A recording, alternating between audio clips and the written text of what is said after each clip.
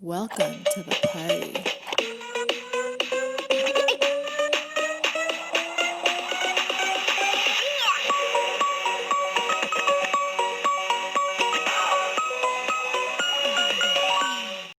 John Faust.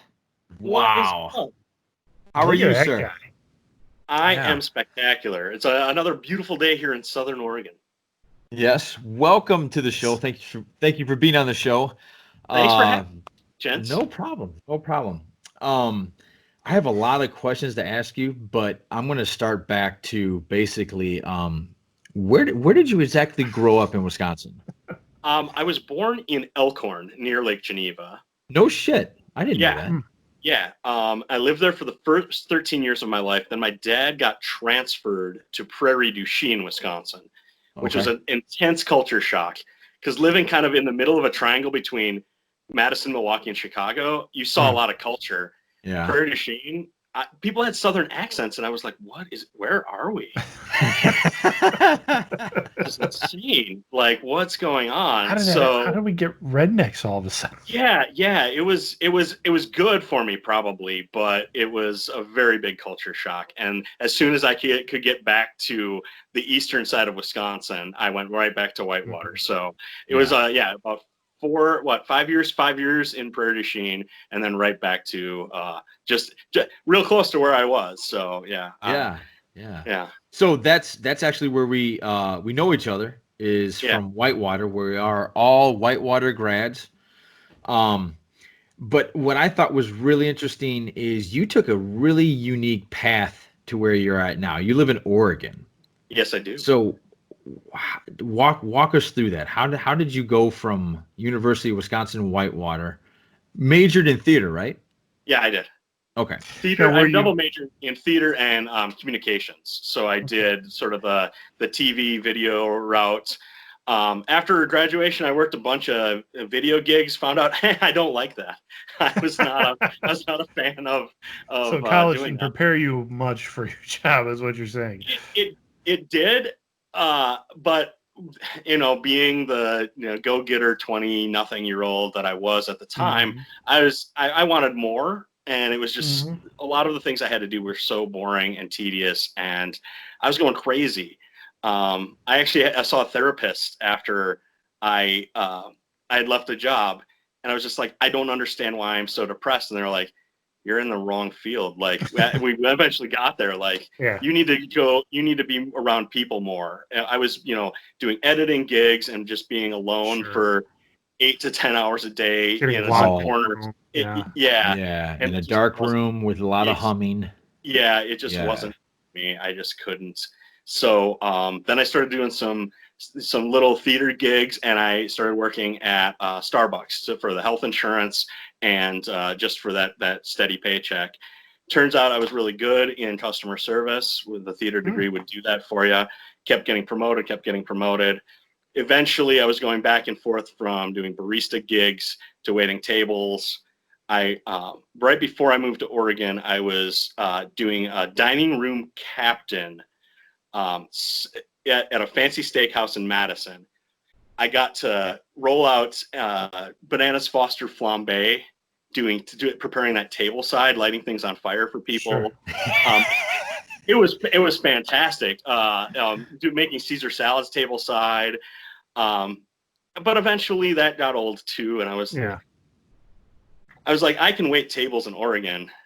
Johnny and Tyson, my best friend from college, John Steiger, he moved out with his husband to Oregon about 9 years ago now, and they started dairy farming, and they invited me out the first summer they were here, and I fell in love with this area. Real hot during the day, but then it would drop 50 degrees, and it would be in the mid-50s at night. So it would have been 90, 100 some degrees outside, and then all of a sudden you can be outside, no mosquitoes, just kind of hanging out outside for the last half of the day. It's glorious. Yeah? Yeah. So did Steig, what made them go out to Oregon? Do you know? Well, so you could be a dairy farmer in Wisconsin is what I'm saying. Yeah, right? Absolutely. They took a weird path. Johnny was managing fancy restaurants, in Madison. Yeah. Tyson, his husband, was waiting tables. Okay. And they decided one year they wanted to do a little farming. Mm-hmm. Oh, Greg left. Yeah, I think Greg left. Greg will come back in.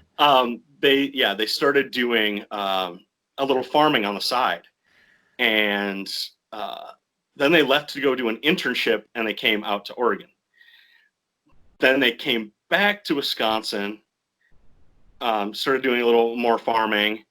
Yeah. Eventually, the place that they're at now, they got a call from someone. The caretaker was in a car accident. He died, and they needed someone like in 3 weeks to come out and start planting, because the water rights for irrigation on this property, it needed to be farmed in order to maintain these like 100-year-old water rights. Wow. So they packed everything up in about 3 weeks, moved out to Oregon, and about 4 months later, I came out to visit them. How old were they at the time? We were, I think, right around 30, 31, I think. Wow.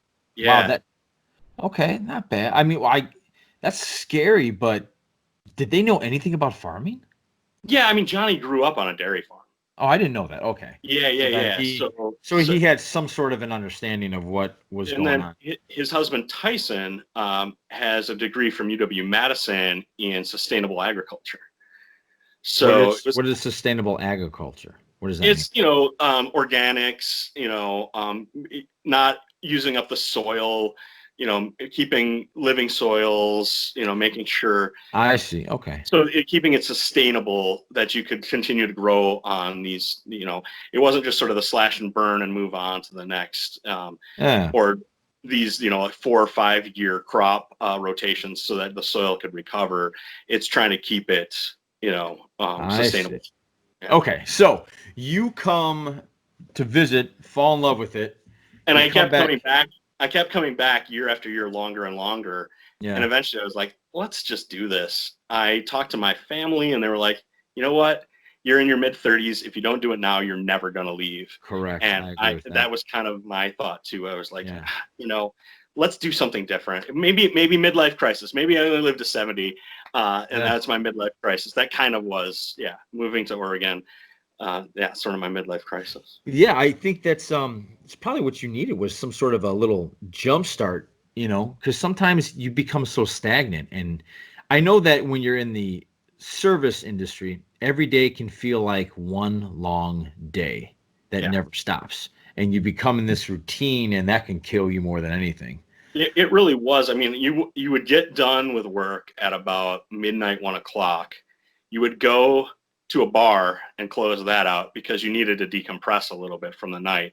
Yeah. It was 3 o'clock. You ate something terrible at 3 o'clock in the morning, and then you slept until 1 o'clock when you had to get up, get some stuff done, and then go back into work. And I was miserable. Of course. Yeah.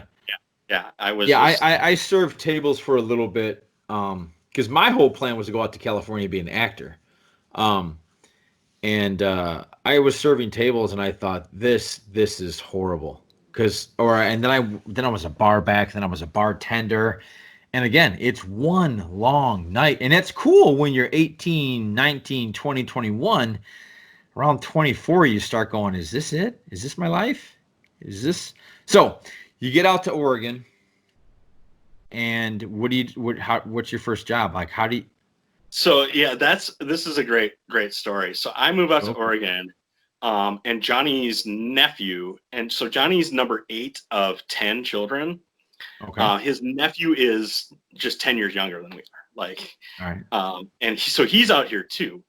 We're both kind of hang out on the farm trying to figure some stuff out. My first job in Oregon, other than helping Johnny with the farmers markets, because they were making cheese and selling cheese, was actually cannabis farming.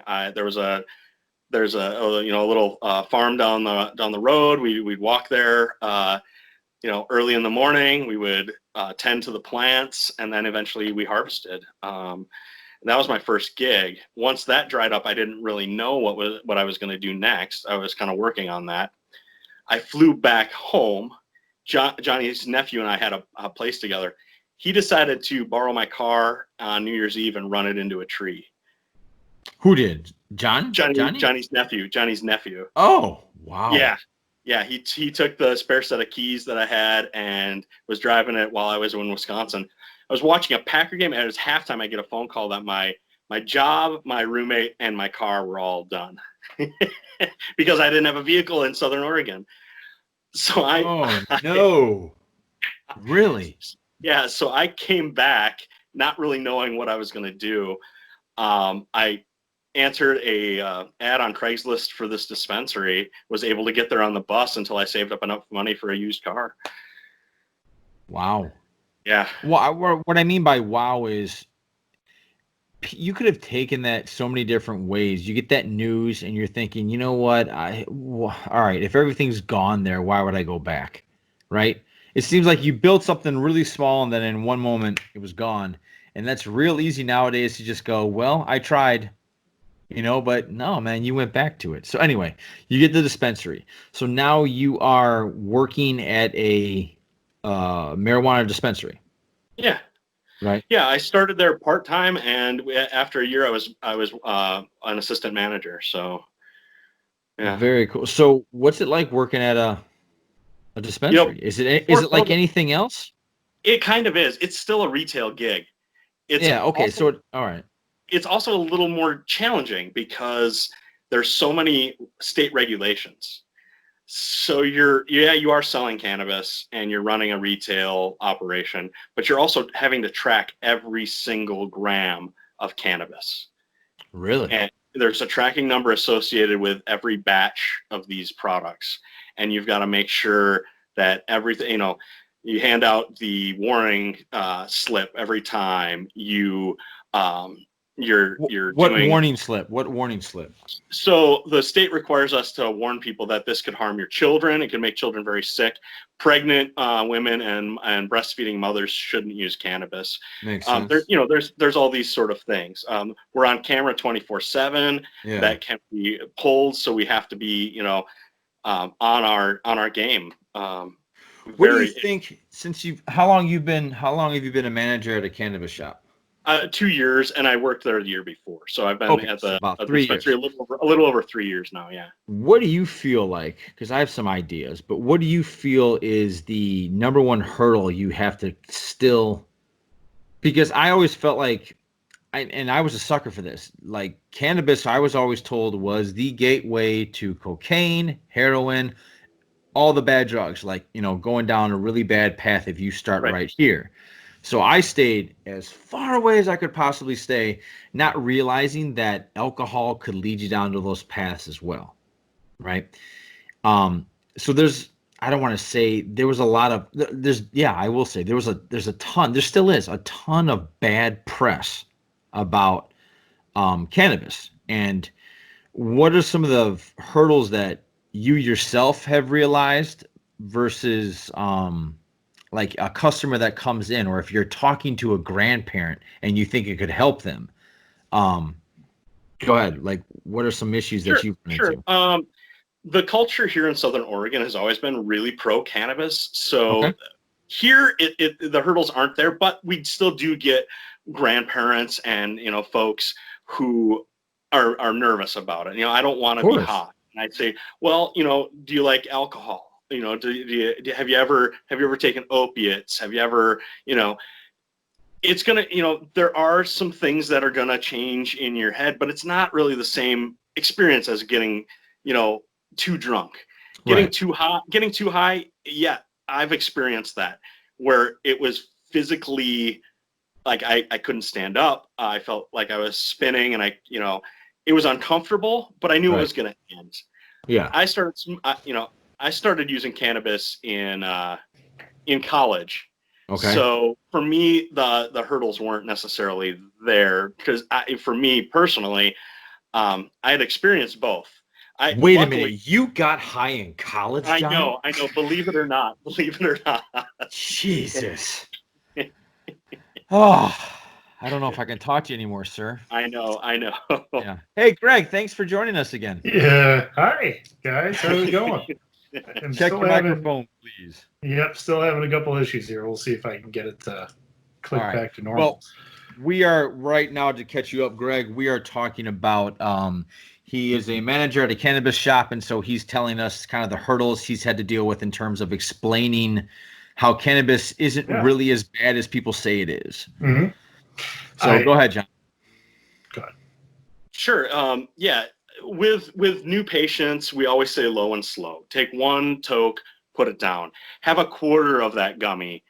Give it 2 hours. Make sure that you're feeling comfortable. Take it, a couple hours before bed. So if it becomes too overwhelming, you'll sleep it off. You'll wake up the next morning. You won't have the same alcohol hangover.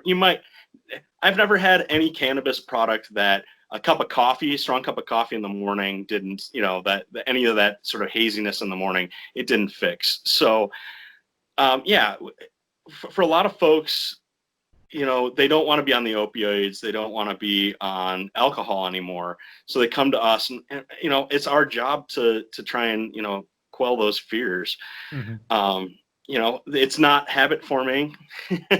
You can, I still do go for many days without using, but part of my job is to, figure out what, evaluate the product, we gotta evaluate the product. Right. I hope that answers your question. I mean, it does. With my family, finding out that I moved to Oregon and then became a drug dealer. I don't know. I was a barista. That was a drug deal too, Yeah, really? Like we had caffeine addicts, and those people were mean. The cannabis, the weed smokers, those people are pretty chill normally, So yeah. Yeah. But yeah, with my family, I don't know. They kind of accepted it. I think my family still thinks, I'm kind of the black sheep. I moved to the West Coast and became a damn dirty hippie, but nothing wrong with being a hippie, man. You guys just want to love. We're business hippies. We're business hippies. We're making money.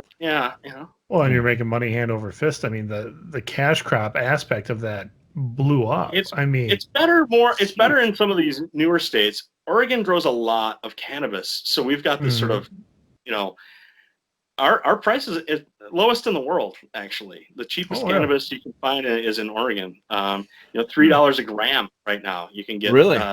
Wow.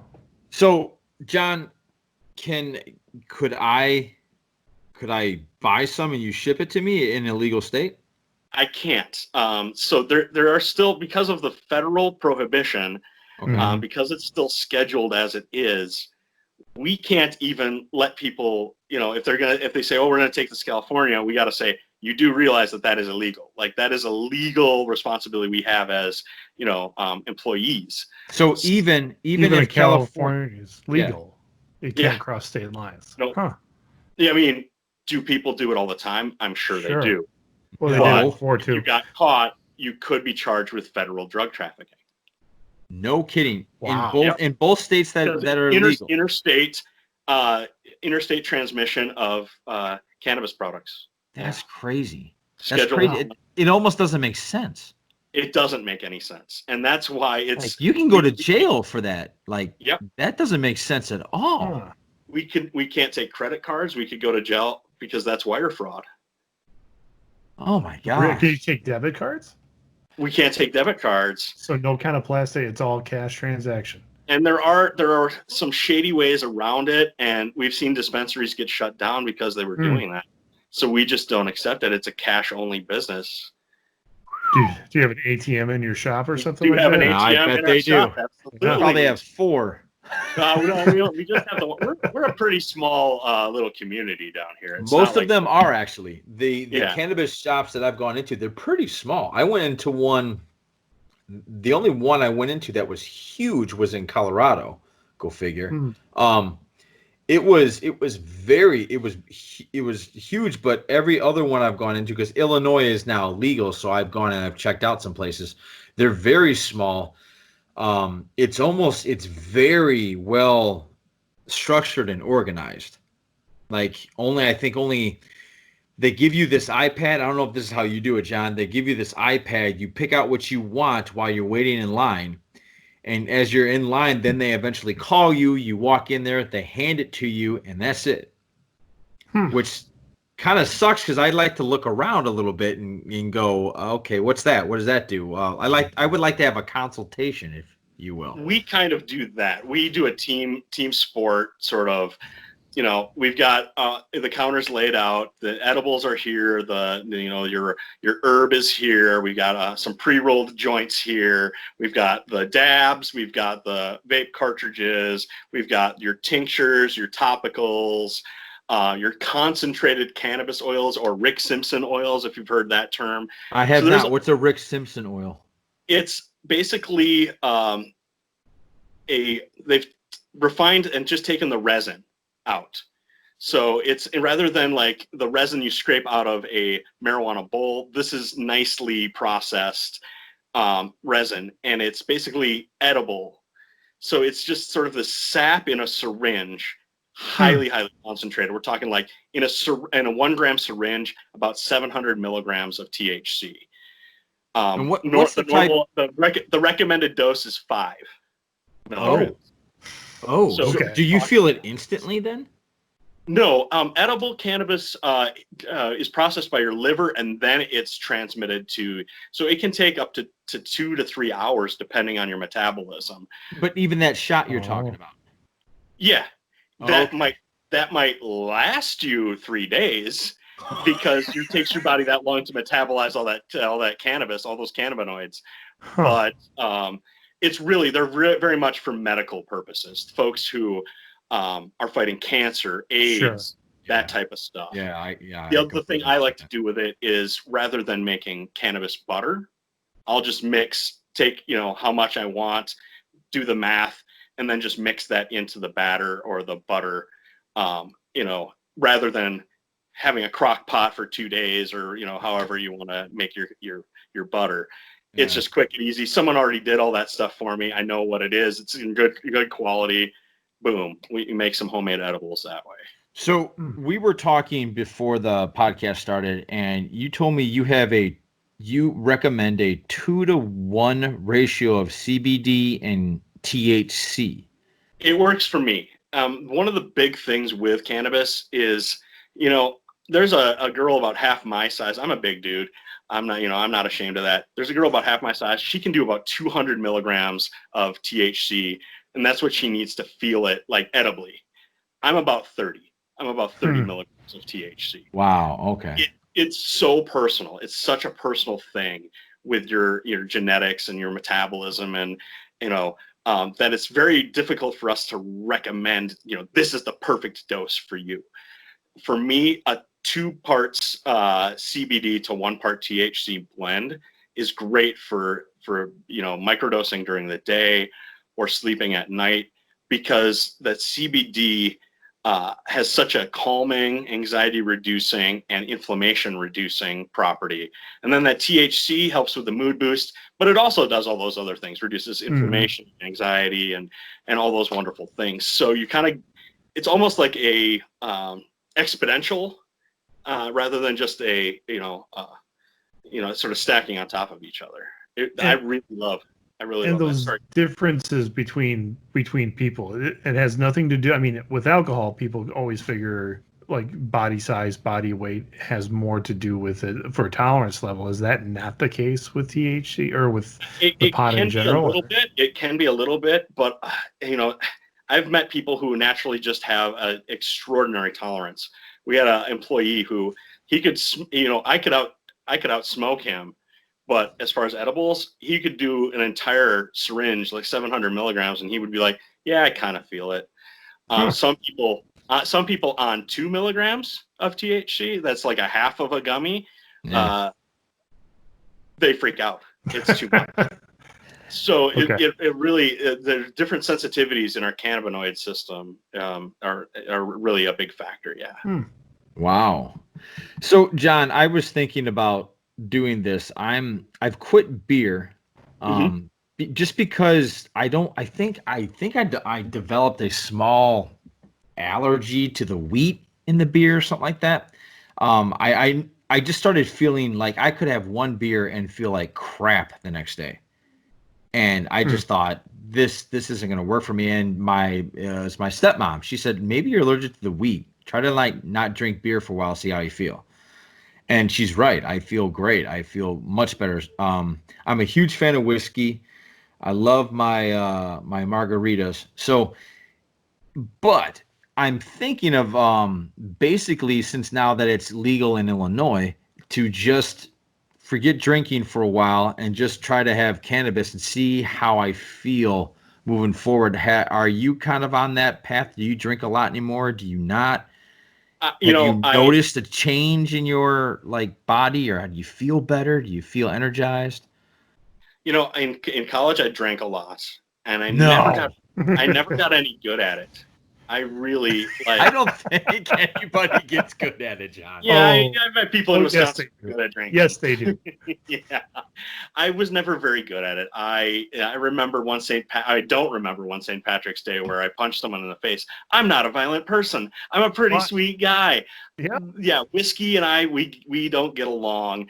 I find it incredibly hard to believe that you punched somebody. I know, right? Yeah. And so seriously. always this alcohol, I mean, it made me do horrible things. I don't remember. There's, evenings I don't remember. And with cannabis, that never was the case. And as soon as I moved to a place where it was as readily available as alcohol, I didn't feel the need to drink at all. It just wasn't. I also think it's socially accepted as alcohol too. I mean, where I work, we're across the country, and we have people that are on the West Coast, and I talk to them, and they're like, "Yeah, no big deal." Like they grew up with it. Their parents did it. I mean, they just taught them properly. Like this isn't something you freak out about when used as directed or used responsibly. Totally fine. Yeah, and I think half of the people who say cannabis always makes you paranoid, the paranoia is just that you're going to get caught, that all the cops are going to bust on the door, and if you're not in a legal state, that eighth ounce of cannabis is going to send you to jail, and that sucks. I'm really sorry. Yes, yeah. There's a lot of people that are in prison right now, still, just because they had cannabis. Like just because they had marijuana in their pocket or something like that. Going back to the paranoia though, I have to call bullshit on that. I'm with you on that too. Yeah. Okay, because I'll tell you a story. Like the first time I tried it, and I got paranoid because for some reason cannabis has this effect on me to where I feel like time instantly slows down. Everything slows down to the point where I think my thoughts are taking hours and they're only taking seconds, right? So like my wife told me to go put something in the car. So I went in and I put whatever I had in the car, and I came back. And the whole time I was going there and coming back, I felt like I was 3 hours late. I thought, I'm going to walk in here. She's going to yell at me because I've been gone for 3 hours, because I thought, well, maybe I've had time lapses where I was just staring at something, or, I didn't know. So I got paranoid at the idea of, wow, time is super slow right now. What's going on? That's the only I didn't think of aliens, or I wasn't like, oh my gosh, Shiva, the Hindu god, is after me now. I didn't think of anything like that. But yeah, that was my experience. Greg is a rookie. Greg's a virgin, basically. He's a virgin. Greg doesn't do Sorry, I wish I could add more to the conversation, but yeah. I mean, I've been at parties where people are or have been like they go outside and they come back in. I was always the guy that never was fully aware of people that were doing it. I mean, John, you and I were at some of the same parties in college. You could have baked out of your skull. I had no idea. I had no idea. I'm like, people got high in high school? What? I mean, I didn't know. Now, in my small little high school, I had people smoking pot, and my friends are like, yeah, duh, didn't you? I'm like, no, I had no idea. No clue at all. But I was at a party one time, and there were some brownies. And they, evidently that was the special pan that I was not invited to take, because that was the special pan, and I wasn't cool enough or whatever. But one guy, he took some, and I don't know what happened, but he got super paranoid. Like his heart started to race a little bit, and he went into full panic attack mode. And I mean, this was, I was an adult, and this guy was a business owner, and he's like, I got to go to the hospital. And we're like, that's not a good idea. I mean, you're an independent business owner. That's not going to be good for your business if you get arrested at front of party from doing pot. Not good. So we had to like talk this guy Calm him down. Yeah, from I mean, he was straight up poopy tripping. I mean, just like Well, I think a story like that has a lot to do with the idea that it wasn't regulated. It didn't come from Right. You don't know what was really in there. You don't know how much was actually poured into the brownies. This was just a random guy, baked them himself. Who knew what he used? I mean, it was just he brought them and inviting certain friends to have them, and it went bad. So, wow. Well, chemically, high levels of THC can exacerbate anxiety. Certain strains of cannabis, so sativas. Sativas are stimulating. Indicas, couch. Indica, couch. So those are more calming, relaxing. Those are the ones that, that there was that old drug commercial where that girl smoked the joint and then actually literally melted into the couch. I remember that. Yeah. Yeah, it's a good one. But that is kind of the effects that some of those indicas can have. I personally don't mess with a lot of sativas because they exacerbate some anxiety for me. I get so many thoughts that I shut down because I don't know which one to say. I call it spreading my brain out on the lawn if I'm telling a story and I've had too much stimulating THC in my brain. Yeah. I will digress. I'll start with a point and then it'll take me a half hour to get there because but there's this thing and there's this thing. So there is something to be said about I'm like that anyway. And anxiety. Wow. So there's I should not take that because I do that anyway. Right. Exactly. I need the indicas to slow things down a little bit so I can focus. Okay. So what? So there's stevia. You said stevia? No, not stevia. Sativa. Stevia is like a sweet. Sativa. Sativa. Okay. Sativa. Which one's the giggle fits? It is. I mean, is that one? Again, this is some sort of personal stuff where you got to kind of find the strains that are right for you. It's going to take a little of, hunt and peck. You're going to try this and be like, I don't like that. Girl Scout cookies, the strain Girl Scout cookies, we're not supposed to call it that anymore, GSC. But Girl Scout cookies, for me, just turns me into complete dope, which can have its purpose. But if I'm out in a social environment, I can barely string 3 words together. What are you talking about? Okay, Girl Scout cookies, is that certain... It's the name of it. And the only reason I know any of this... Yeah. The name of a certain type of cannabis or the way it's prepared like in a cookie? No. This is the... It is called Girl Scout cookies because it has sort of an earthy, chocolatey, and minty flavor and aroma profile. Oh. So you've been crossbreeding sativas and indicas from different parts of the world for the last, 1,000 years probably. Yeah. We've been messing with the genetics of these plants. There are different strains. Indica comes from the Hindu Kush, India, that sort of region of the world. Okay. Those plants originated there. They tend to be highly resinous, shorter, more stout, and bigger, chunkier buds. Sativas, on the other hand, are fruitier, happier, they're leggier, they grow longer and wider. Tend to be there's some North American ones that are more tropical climates where the Kushes can sort of exist in some cooler climates. And then you're crossing them for different reasons. You want that sativa to be able to be grown, in Washington State rather than, just in Hawaii. You want that indica to be a little brighter. That one just makes me fall asleep. I want to infuse some of these other properties into it. So yeah, there's thousands of strains. Yeah, I guess so. I had no idea. And the only reason I knew is that I watched a thing once with Snoop Dogg and he showed like his treasure trove and he like opened it up and it was all very well organized and kept. It was like me in my nerdiness in a comic book collection. Everything was cataloged by value and what he liked, and I was like, wow, really? Wow. There's more to this than I ever knew. But you brought up a good point about bringing up like different parts of the world.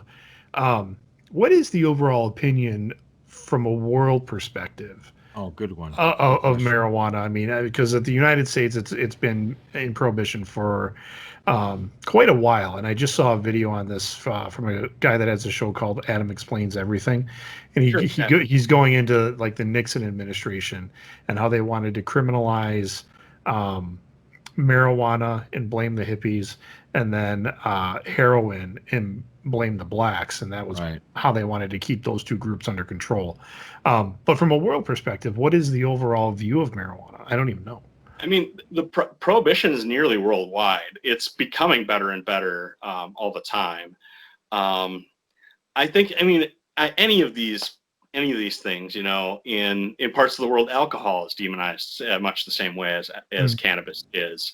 You know, then there's Portugal, which lets everything happen, you know, and so, you know, I think we're having this awakening, and it's great that the United States is starting to. There's like 24 states that have it legal in some respect right now. So, yeah. So I think, you know, unfortunately, John Boehner and the money people are going to have to get involved in this before it really takes off. But there is, you know, there's a market for this, and it doesn't damage your liver in the same way that alcohol does. So I think we will see it move. But right now, it is still pretty illegal throughout the world. Well, just from what I've read, I mean, just the medical benefits of it in opposition to like some of the opioid things that just get full on prescribed.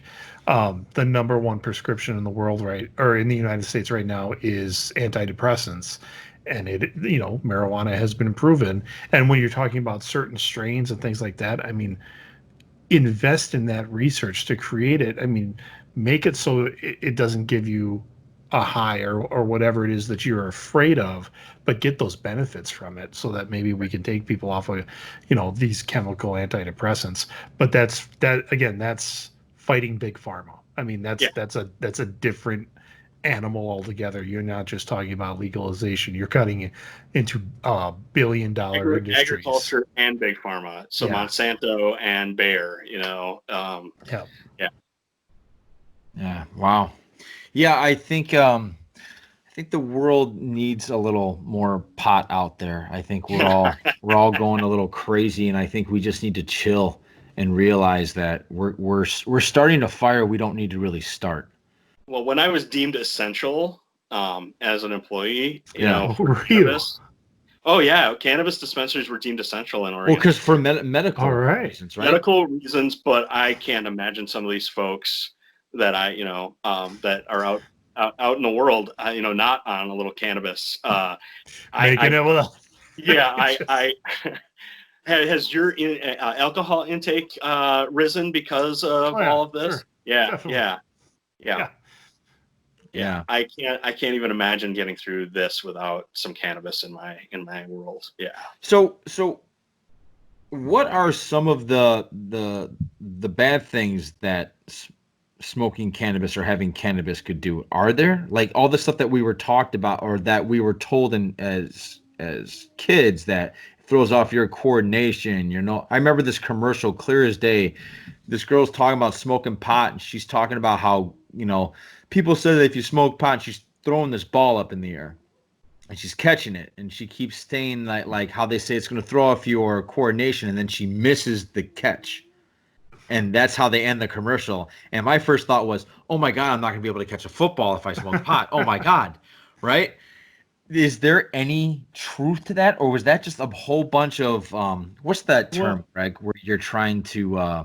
fear-mongering? Propaganda.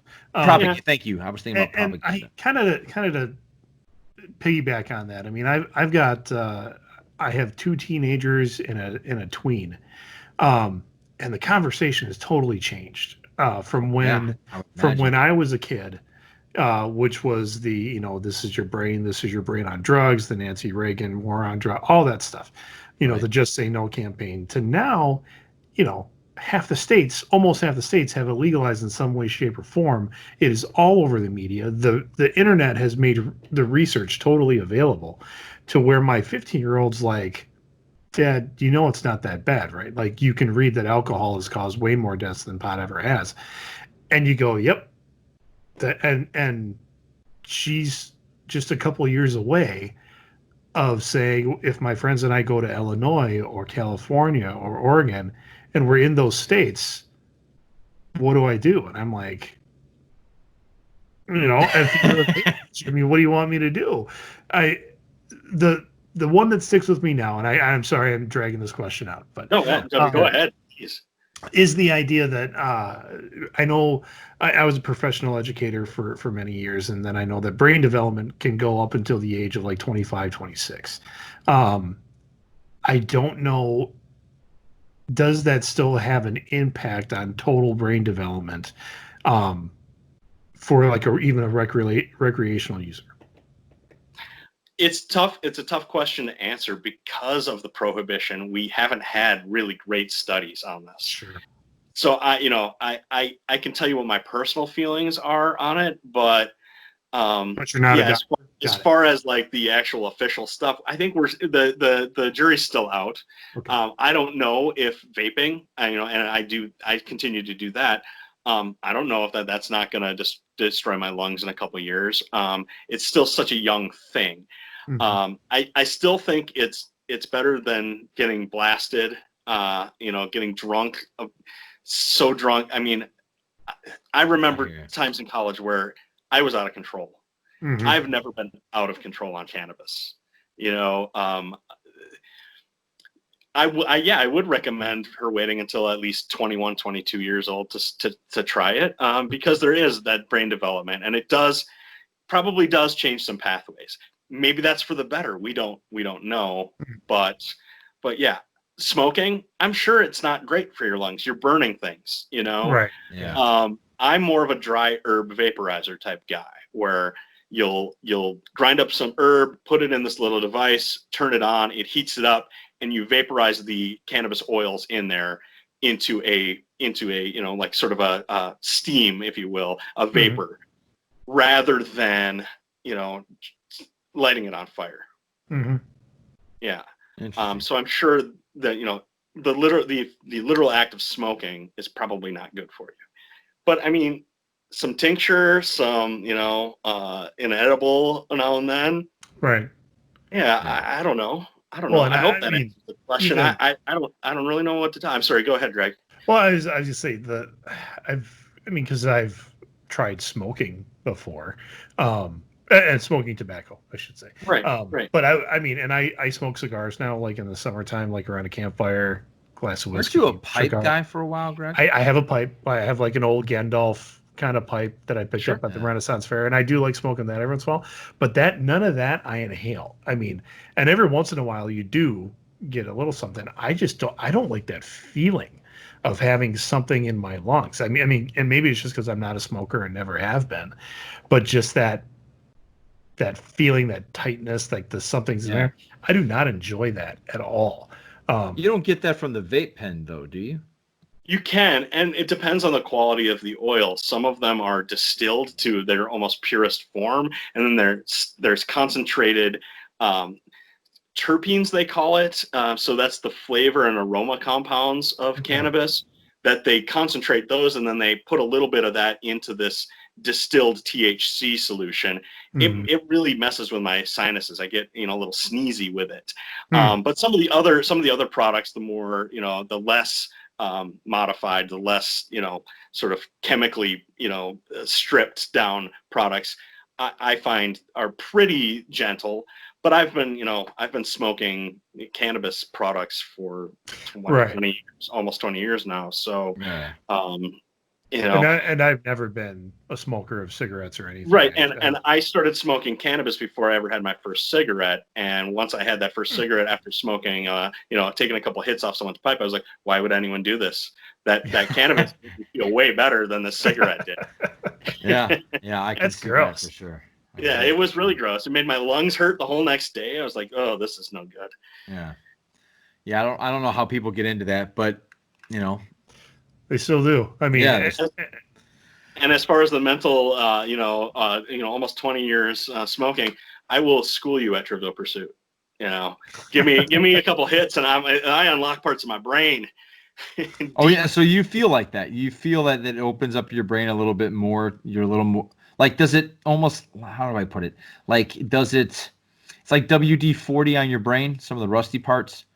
Yeah, a little bit. I think it slows down some of my, Synapses? anxieties and, like things that are distracting me, and I can actually just focus on things a little bit more. That's kind of how I feel it works for me, is it slows me down. Now, sometimes it slows me down too much, and I that brings I up become a lump, but, it does. It helps me sort of focus and concentrate.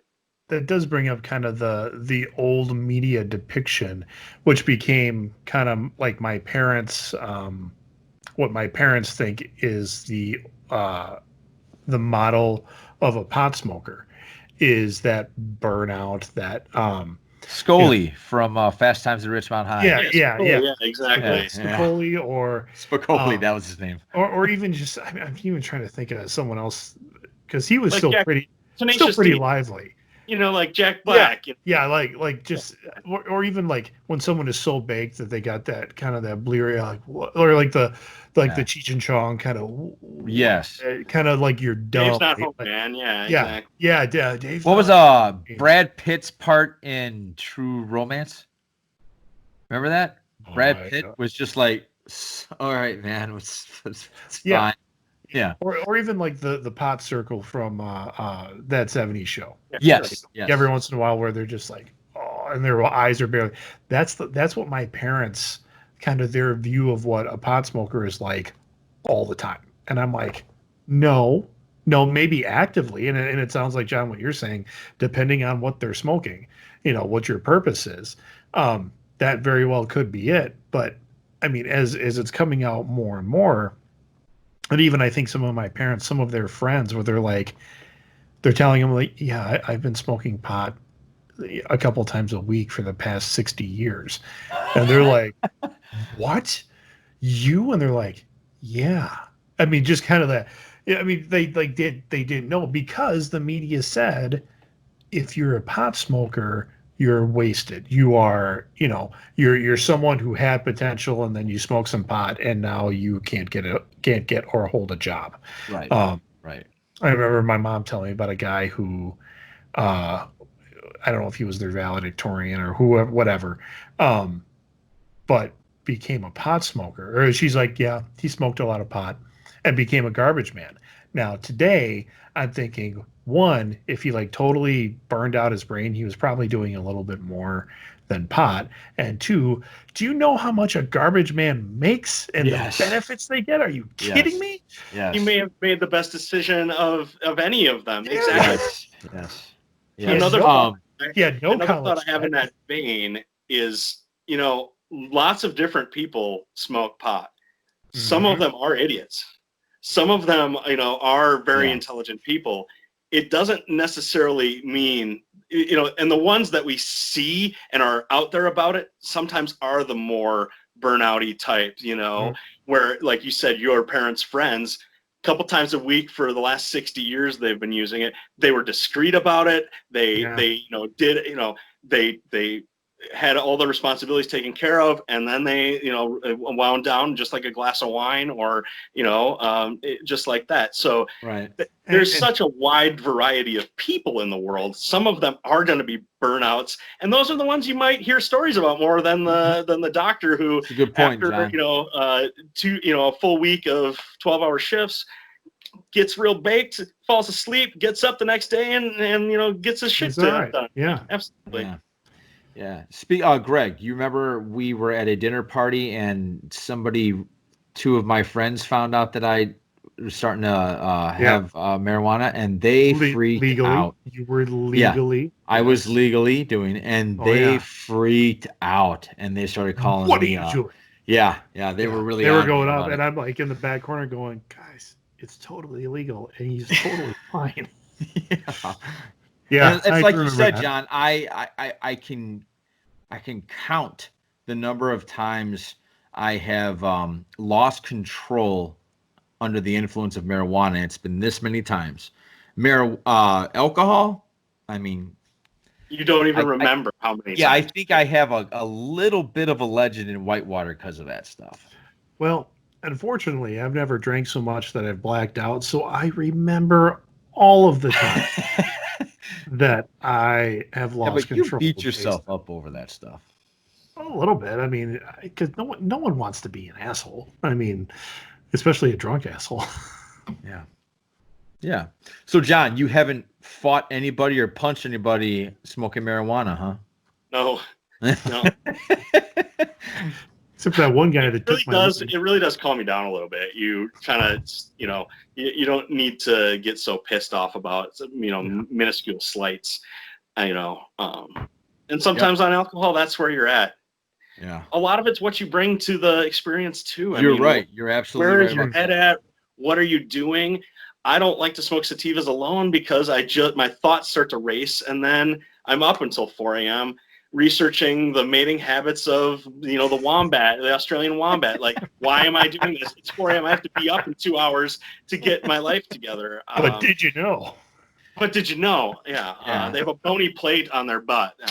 Yeah, I can see how that Yoda behind you, Yoda judging you down, like it looks like Yoda's judging you right now. I don't know. Yoda, the way he spoke, he lived in a little hut. That dude was Yeah. he was toking it away. That was wasn't just a true campfire force. coming up through the chimney. No.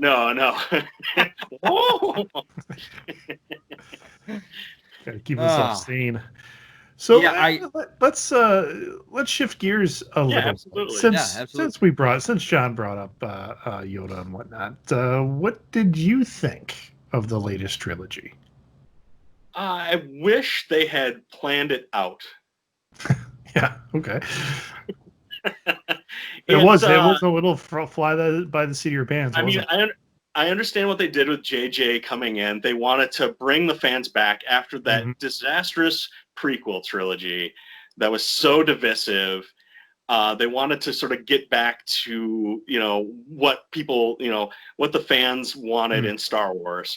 I get that first that first movie. I kind of actually enjoy it. I think they did a great job. I love the grumpy old man, Han and Chewie. I wish that would have been the trilogy, just grumpy old man, Han and Chewie going and having adventures. But I understand everything. That was a great killing Han that way. What a great setup for your villain. He's got to destroy his father. And there was sort of wonderful things that had a lot of potential. And then we changed directors, and he decided he wanted to do something else. Yeah. And then JJ decided, well, fuck that guy. I wanted to do, so I'm going to cram 3 movies into the last movie that, this is all the stuff I wanted.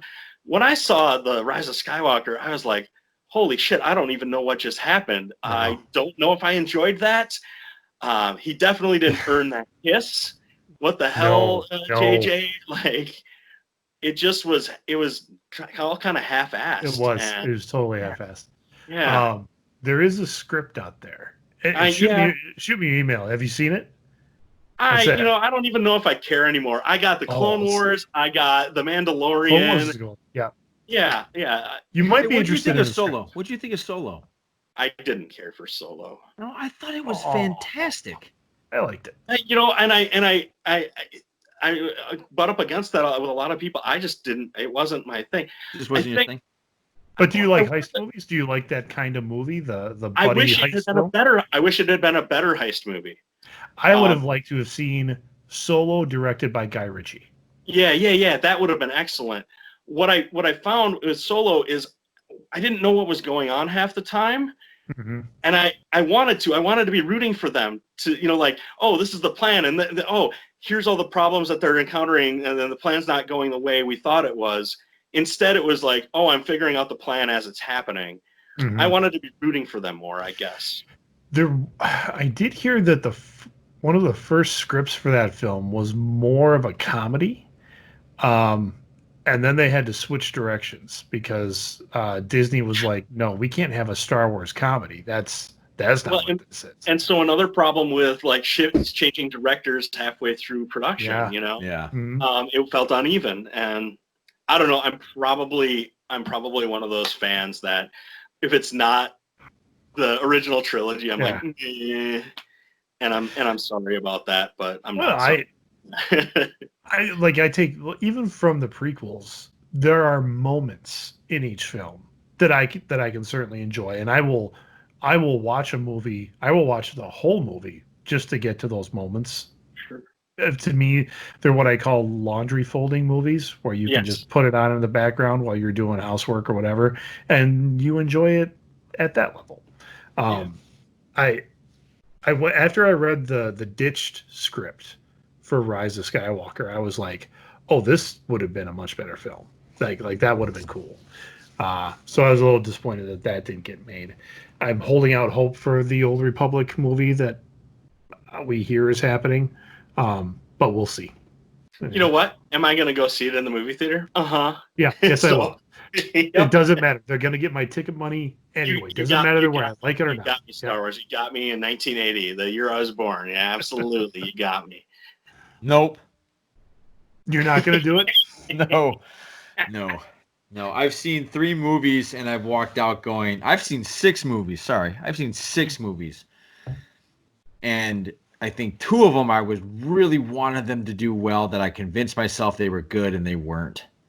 And the original 3, the original trilogy, nothing else needs to be addressed. Nothing else needs to be looked at. Nothing else needs to be explored. Nothing else needs to be prolonged. I think and whatever was in our imaginations of how Vader turned was way better than what we saw. Whatever happens after Luke, in my opinion, Star Wars ended when Luke beat his dad, and that's it. Yep. I think anytime you start, it's his son and he's the granddaughter, and what made Star Wars special was they have videos now where kids are watching it that have never seen Star Wars, and they have the kids' reactions of them finding out that Darth Vader is Luke's father.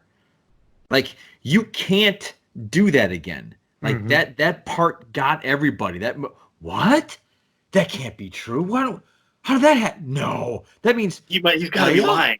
Yeah. Right? Yeah, he's lying. He's obviously lying. He killed him. That's why he's lying. And now we were like, okay, is Rey related to who? Oh, she's related to Palpatine. Okay. There wasn't that shock, and there wasn't that, are you kidding me? Ben lied to him? What's going on? Right? You can't redo that, no matter if you flip the switch and now it's a girl who's now the Emperor's the granddad, and it doesn't hit the same way. I certainly enjoyed pre-Disney Star Wars in its entirety, going from the comics and the novels and that extended universe. All of that was great. I mean, it really was. The new Jedi Order series was awesome. The first book ends with the death of Chewbacca, and as you're reading it, you're just like, oh my God, they just killed you. I mean, it just tore into you, and it was great. And then Disney took over, and we expected that kind of greatness, and we didn't get it.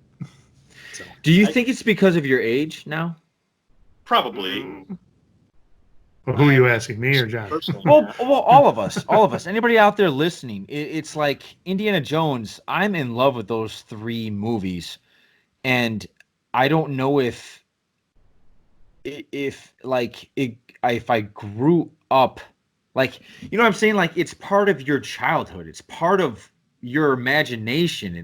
I feel it's when your imagination was at its height, where like oh my God, like even when the Terminator was invented to us and the Predator was shown to us, and we're like, oh my God, an alien that bleeds acid blood and green blood, and this guy's an actual robot. And like it was I feel like it was this moment of where anything could happen, and if it happened, it was awesome.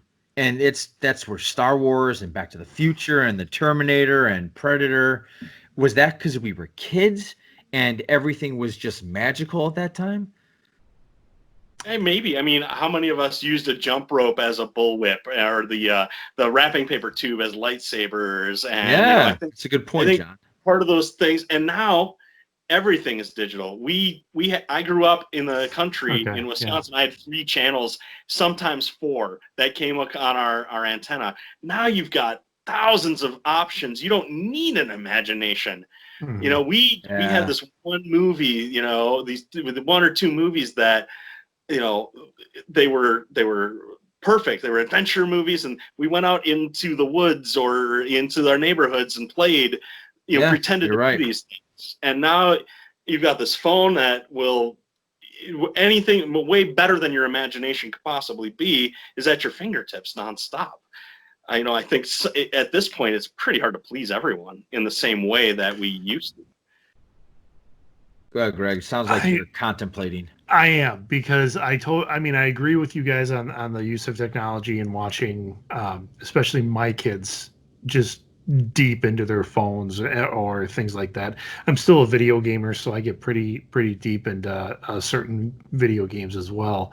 But when it comes to movies, and John, you're saying, or Johnny, you're saying like is that magic just gone? I don't think so. I think it's still there. It's maybe not. I think we're missing, because like I think what you're thinking of when we had Zemeckis and Reitman and Spielberg and Lucas, and they were creating these things, and we don't quite have that kind of rat pack of directors right now that were just blowing stuff up like we did in the 80s. And like John Hughes was doing those his movies. I don't think we have anything quite like that. But then we've got like the Russo brothers. I mean, and we've got the John Wick guy. I was gonna say the Stranger Things. What are those? The Depp. I can't remember the brothers, but I know who you're talking about. But yeah, I mean, Duffer brothers. Yes. So it's like it's those guys that are trying to carry that banner. I mean, and when you say is the magic gone, I'm gonna say no. It's just fewer and far between, because no, you said, I didn't mean is the magic gone, Greg. What I meant to say, and I'm sorry if that's what came across. What I meant to say is the magic gone, because Marvel's kicking everyone's ass. That might be your kids and maybe my kids. That might be their thing. Yeah. So the magic is certainly not gone, but maybe for us, because we know how the world, we're growing up. That's what I'm saying.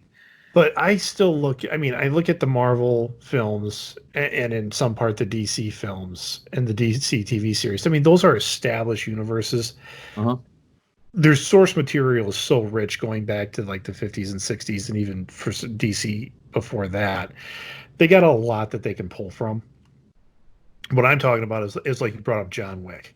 When John Wick came out, I mean, completely new intellectual property. We had no idea what it was.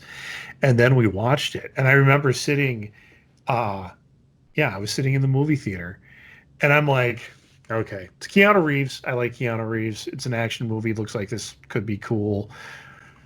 I loved The Matrix when it came out. Let's see if he can, have lightning strike twice with this John Wick thing.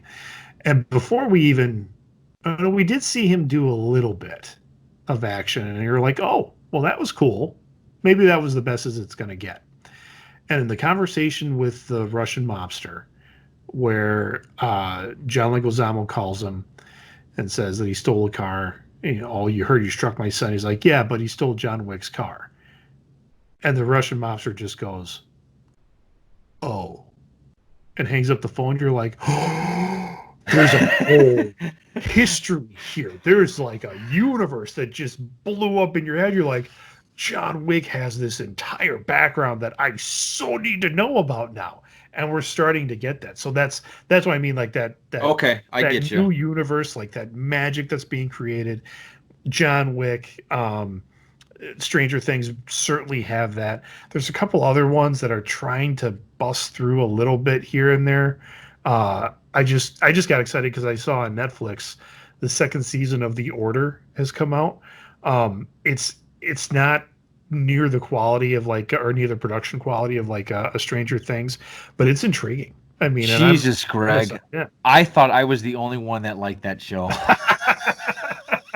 I love that show. John Faust, have you watched it? I haven't. The Order. Yeah. Yes, What's The Order. the premise there? It's Oh, okay. God. So this kid goes to college, and he's been trying to get into this one college because you find out like some of the secret societies there are magic users. I'm sorry. Okay. I'm sorry. I'm just shocked that you brought this up. I thought this is like my closet thing I was hiding the Oh, world really? from everyone about that I loved it. Well, we sucked it down in like a week. Yes. I was like, so- oh, he's a werewolf. Oh my god. Yeah. Well, that's just it. In like this first or second episode, this kid all of a sudden becomes a werewolf, and you're like, what? Like, how is this gonna work into the entire story? And it what really drew me in is in this kid's grandfather is played by Matt Fuhrer, who is a sci-fi legend. He was Max Headroom, Yeah. but Okay. that has Murdoch. been in Murdoch has Yeah. been in so much other cool stuff, and he usually plays like a tertiary kind of character. But you go, oh, Matt Fuhrer's in this. I'm in. And it turns out it's a cool story. You can tell there's a lot of history. They've started to build this universe. Yeah. And like at the end of the first season, you're like, I wonder if they're going to have another one. Because it has one of those feelings, kind of that Firefly kind of, it's Buffy. cool. It's like Buffy. Well, yeah, but Buffy still was around for 7 seasons. I believe. Yes.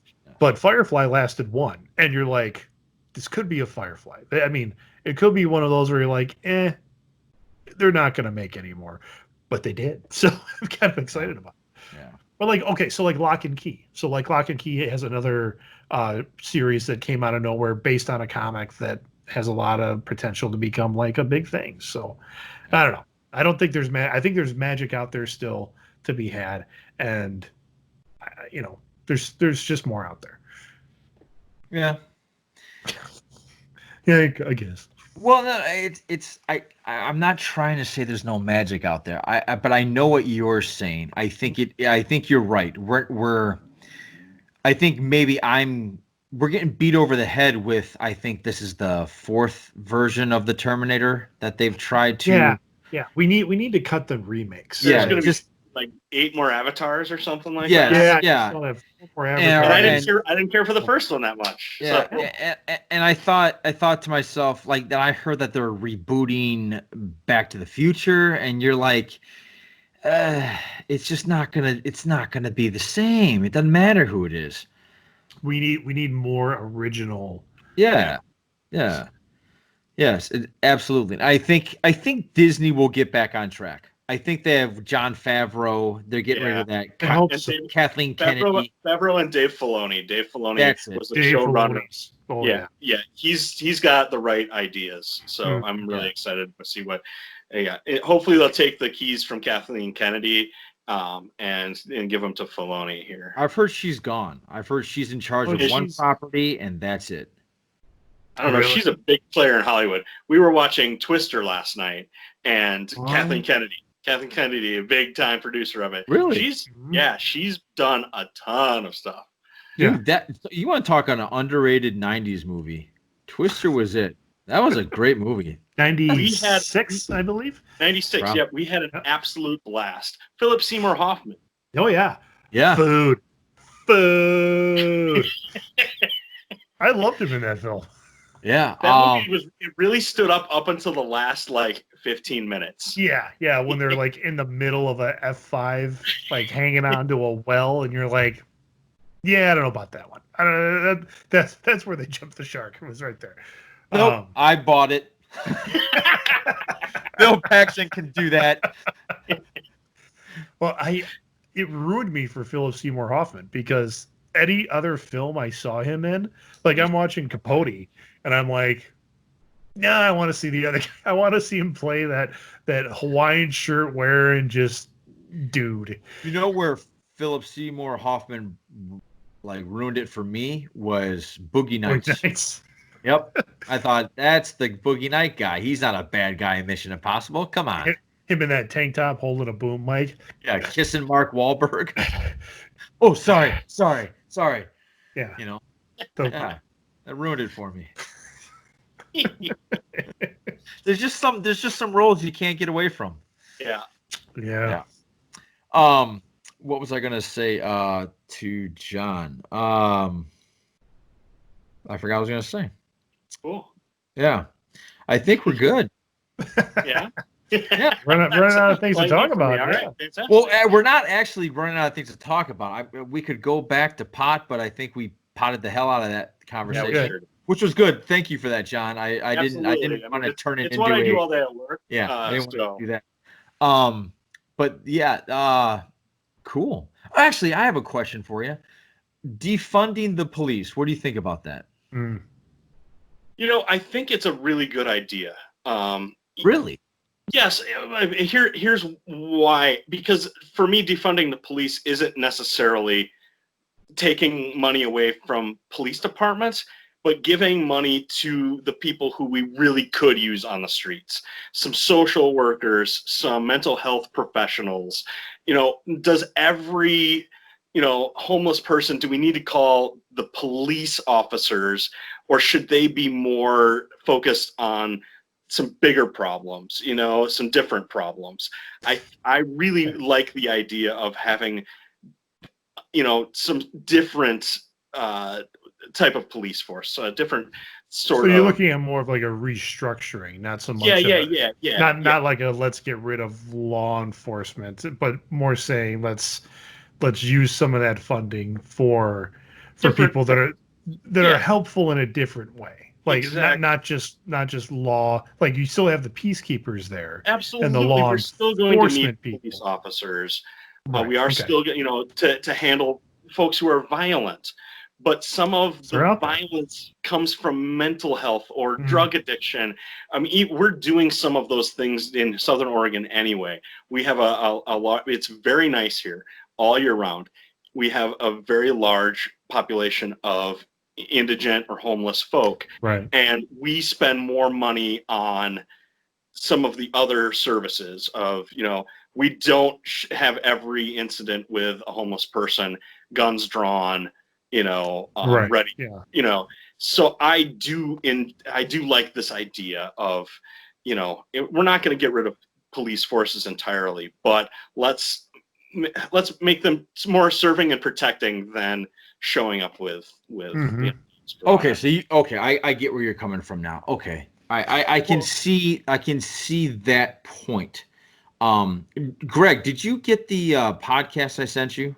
Did you happen to listen to that one? I have not. I was on vacation the first part of the week, and I came back to a crap ton of emails I had to get through. So. Sorry. Anyway, it was John, do you listen to Joe Rogan? I do, yeah. Okay. He had on a Navy SEAL called Jocko Willink. I've heard that name before. Yeah, I've talked about him before. He had a very interesting point in terms of he threw a statistic at me that I didn't believe, but I think it was, and I took a picture of it because I thought this can't be true, and I have to remember this. But basically, I pulled up like how often do police officers train, right, on a yearly basis, and it says in reality most police departments only train about 2 times a year. Okay, 2 times a year, averaging less than 15 hours annually. Okay. He put that into perspective that he was a Navy SEAL guy, okay?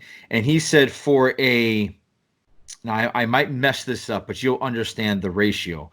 For like a 4-month or a 3-month mission, they train for 18 months before that 4-month mission, right?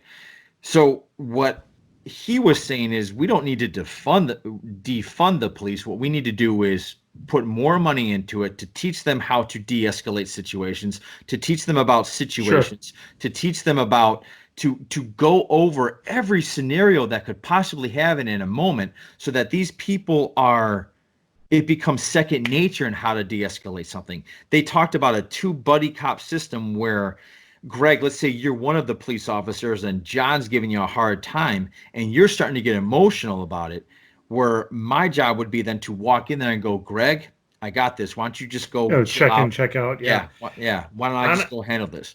Well, and I thought that was a great way of looking at that. Basically, they get 3 months in the police thing and then they're out in the street. and that's it. Mm-hmm. And I feel for someone that, and I've said this before, but I've heard it said better than I say it. But when you're a cop, 90% of the time you're meeting somebody and the relationship isn't good right off the bat. Right off the bat, that's where we start, is right here. That's really tough to overcome. Mm-hmm.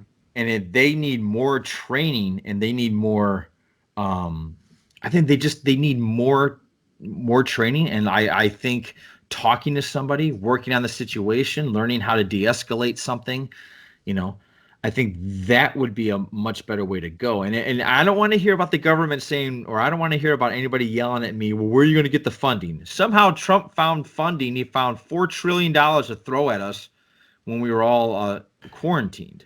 So don't tell me we can't find funding for anything. You found it when you needed it. Yeah, I've said that for years. I mean, that when you look at just defense spending, we are like, the last statistic I heard, and I know this is probably a couple years old, that we were 400 times more than, when you take the top 5 countries in the world and the most they spend on defense, that we're number 1, and you take those other top 4, add them all together, and we're 400 times more than that number, and that other top 4 are all allies of ours. So if Britain was number 2, and you know Britain, Spain, Germany, all those other like United Nations countries that are all allies, and we're 400 times more than all of them put together. It's like we can restructure that a little bit. Do you remember the movie Dave with Kevin Kline? Oh yes. So for one, Grodin coming in as the accountant, that's amazing. It doesn't make sense. For one, I think I watched it during an election year, and I took a picture of it. I said, I think this is the only way I'm ever actually going to see a president I like on TV. But there's a scene in there where he has to cut the budget, and some of the things that he was cutting were ridiculous types of things that I think are really out there. Like, I think that was a Frank Marshall film, and he really did some research to, like, no, these are really things that are in our budget that could be gotten rid of to keep, in this case, a homeless shelter in the film. But there's a lot of fat that can be trimmed out there, and you just need to get politicians out of the way to do it. But go ahead, John. Did you want to say something? You sound like we kept cutting you off. Was I wrong? No, I mean, one of the thoughts I had, we're talking about cutting defense and defunding the police. There's that old saying of when the only tool you have is a hammer, everything looks like a nail. Yeah. And I think that is kind of where my head is at on all of this. It's like, we're giving the police forces tanks and M16s and when there's new cool stuff at the dispensary, I want to get out there and use it, Mm-hmm. And for a lot of these police forces, I think that is kind of where the culture has led them of, all right, we're going to give you military grade toys, but you probably should use them because you spent all of this money on it. Mm-hmm. And, I think in that spirit of the defense spending and the police forces, where maybe we should take those tanks and turn that into better training. I don't know if you've listened to any of our other podcasts or not. We have my brother on who is a cop. And so I'm very much, I am pro cop, but I think along your lines of thinking, it's not, and Johnny, yours too, an answer could be not to defund police or anything like it. The answer could be more cops, and that you get more people. And because, like, to your point, John, of them saying that there's not enough training, like they get 15 hours of training. Because now that I'm a corporate trainer, one of the things I get up with all the time is like, we can't spare the time to give our people up to do more training. It's, in this situation, it'd be fine. Hire more cops to cover those hours, mm-hmm. so that in the cycle of things, everybody gets more training.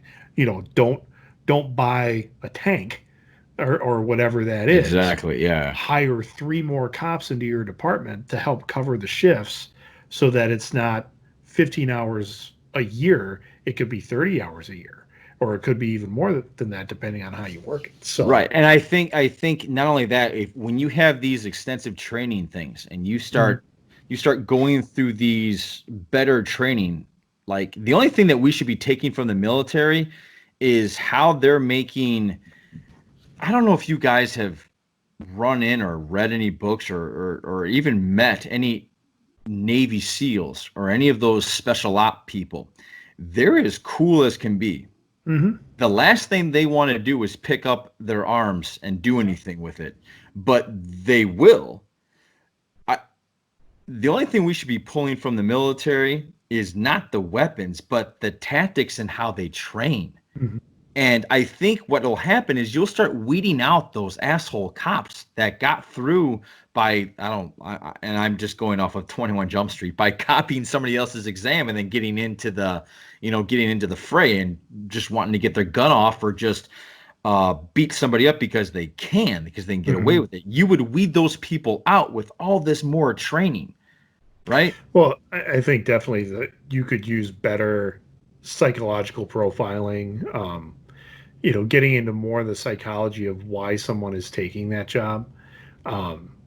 Because I think that's a lot of it. You got a lot of power players out there that just want to have that feeling, or they think I want to be a cop because if you're going out because I want to enforce the law, Right. You got to have more of a passion for people than it is just enforcing the law and keeping the right and wrong. I mean, there's, Well, I think the mindset's off too. The mindset is completely off. Instead of it, like, again, they were talking about how when they go into a country, and I'm talking about special operations, they try to talk to the community. They try to be a member of the community and understand what they need from them. They don't just go in there with their guns ablazing and take down innocent civilians just to get the target down, right? Same thing here. The cops now are becoming like this enemy, and it's a shame too, because I'm pro cop too, right? Well, my first thought is that there are, to counterpoint, there are many, many cops that are working diligently to be members of their community. Absolutely. And you can see it when, somebody calls a cop about some kids, or somebody's in the street and they go out and it's some kids playing street hockey and the cop shows up and he joins in the game. I mean, that's community stuff. And there is a ton of that going on, but not a lot of people are filming that. Of course not. Yeah, that's a good point, Greg. Yeah. That's another problem that we could get into, is how our media is trying to split us right down the middle. Mm-hmm. Piss off one wing, piss off the other wing, have them go at it with each other. Because that gets clicks, guys. That gets clicks. Yeah, well, and I think that's a problem. That's a huge problem. And Faust, you can appreciate this as a communications guy. If it bleeds, it leads. I mean, that was deeply ingrained into the training that we had. Yeah. There's a woman, and she used to live in my neighborhood, and she worked at one of the Milwaukee news stations. And there was a story of she was working there, and it was kind of a slow news day, and she's in the newsroom. And then the story came out of a shooting that a stray bullet hit, I think, a 7-year-old girl, and she died. And the newsroom exploded of like, yes. I mean, they were just so excited that the 7-year-old girl got shot because now they had something to report on, and she quit that day. She went in and like, good for her. So, good for her. Yep. Yeah. I think that's becoming. It's not becoming. It's been a problem. And I think social media is also a problem. I think there's we're having a big disconnect. And then John, I was talking to you about this before we started the podcast, was that we're not meant to text each other. We're not meant to email each other. Mm-hmm. Like, Greg, I love you like a brother, and I'm sure it's the same way back. But there's some texts you've sent me that I've had to actually look at 3 or 4 times and understand, like, where's he coming from with this? Where if I were to talk to you face to face, Sure, I'd know. And I think we're missing that. And it's like, John, it's like I said, the people that are disagreeing with each other, the right and the left, need to sit down at a table, have some pot, and talk and work the shit out. Yeah. I'm serious. Everybody thinks that's a joke. No, I am dead serious. Smoke some pot, sit down, and talk. Because maybe you'll open up your mind a little bit. Maybe you'll drop down that Iron Man armor you throw up there because you're right wing, and you've painted yourself in this corner. So everything that is right wing is right. Everything that is left wing is wrong. And that's just not how the world works. It's not black and white. It's all this gray. So I don't understand these far right, far left. I agree with some things on one side. I agree with some things on the other. And why can't we just get in the middle? So, John, I think we're really close, honestly. You really think so? Really? I think if we actually sat down, like you said, Johnny, and talked about it, we would be really close on some stuff. There would be some sticking points. There would be some things we disagree on, but I think we're really close. I think everyone wants everyone to be a little nicer to each other, and but we're hearing these messages of, well, the other side hates you, so you should hate everything they believe in. Right. Yeah. And Greg, you and I posted it. I don't know how many different types of times on our social media. Like, just because I disagree with you on something doesn't mean you're a bad person. Doesn't mean I'm a bad person, right? It just means we're different. We still love each other, or we still like each other. We can still respect each other. I don't have to hate you because you view something wrong, or I shouldn't say it like that, because you view something a different way, right? Yeah. So. Yeah. Unless you're a Chicago Bears fan. Now, John. Oh, that's great. Yeah. Oh, I'm glad you guys like it. Of course, I'm kidding, because I grew up near the border of Illinois. Half of the people in my school were Bears fans. I boo the Bears with a big fat smile on my face. I love the Bears. The Vikings, we can all hate the Vikings. Oh, we can all hate the Vikings. We can all hate the Vikings. I agree with that. And I've told Johnny this before. I mean, because I'm a similar situation to you, growing up really close to the border. I don't mind if the Bears have a good team. I only want them to lose when they play the Packers. The Vikings, on the other hand, they can lose all day long. See, that's just called good sportsmanship. Yeah. Honestly, that's what that's called. Like, hey, look, you can be as good as you want just as long as you lose to me. Yeah. I understand all that. That's fine. And I think that's the fun of sports, We can just totally, you can just rip on the Bears, and I have to sit there and go, yeah, that's true. I think, growing up where we grew up, I think it really is, it's such a special place, because it was such a mix of Bears and Packers fans. You had to get along, and so you booed them with a big smile on your face. You told jokes, you got at each other, and no one went home with hurt feelings. Yeah, that's true. Well, we can believe that. I think it 20 years ago on this day. 10 years ago on this day, something like that, I know it was on today's date that Average Joe's upset Globo Gym in the World Dodgeball tournament. And that's a feel-good story. It is. It is a feel-good story. Yeah, gotta love Average Joe's. Yeah. That's another thing. Just put on some sports, smoke some pot, sit down, guys, talk it out, and let's just relax. I feel, John, I'm glad you feel that way. I feel like we're getting close to a civil war. I really feel that way. And not like the Marvel fun kind. I'm talking about I think people are ready to explode, and it's scaring the shit out of me. Yeah, there's some problems with the way we live our lives right now too. In my communications study at Whitewater, I took a theory class, and one of the theories was called the spiral of silence, where you're only hearing news that sort of supports your own worldview. Yes. Right. Yes. Yeah. And it's really, really important to get out of that spiral. Yeah, it's called echo chamber, right? You're blocking out all of the other points of view, and you're only sticking to your point of view, right. And you're only listening to things that support you. And that's no way to live. You gotta, I've got family members that they only They only get their news from certain networks, and they only share posts from certain websites. And I'm like, oh my god! And it's on both sides. Yeah, absolutely on both sides. Yep. Totally on both sides. Absolutely, I agree with that. I have family members too that are. I really like Philip DeFranco, and the Yep. Philip DeFranco show he's a YouTube guy, but you can get him on other social medias too. He does a really nice job of he doesn't always want to be first with a story. He wants to completely research the story, get every angle.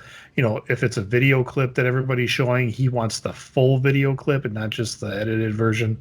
And he does a really good job at digging in and bringing up all the different sides to a story. So, right. Another good one on YouTube is called The Rise. It's two correspondents. John, you're nodding your head. Have you seen them? I think I've seen clips from there. Yeah, absolutely. Yeah, they're good too because all they want to do is tell the truth. They don't care. And I can appreciate that. I like that. So I think you're right, John, but I think we have to go through something really worse than what we're going through now to come out the other end. I don't disagree with that, but I think we're really close on so many things. Let's hope so. Yeah. For real. I think we'll end it there. All right. Let's go to our fact of the day where we will see what we get. I'm still shocked at that fact of the day we had on our podcast today. I don't know if anybody listened to it. Oh, yeah. All right. It's coming up. Give me a second. The horn is empty. So, Greg, I think we've done this. We did the one about the Kinder eggs, didn't we? Yes. Yeah. All right. So let's move on. All right. In 2011, drug cartel kidnapped hundreds of innocent bus passengers in Mexico and made them fight to death like gladiators. The winners were sent on suicide missions. That sucks. Wow. God, that's amazing. That 2011, that shit can still happen.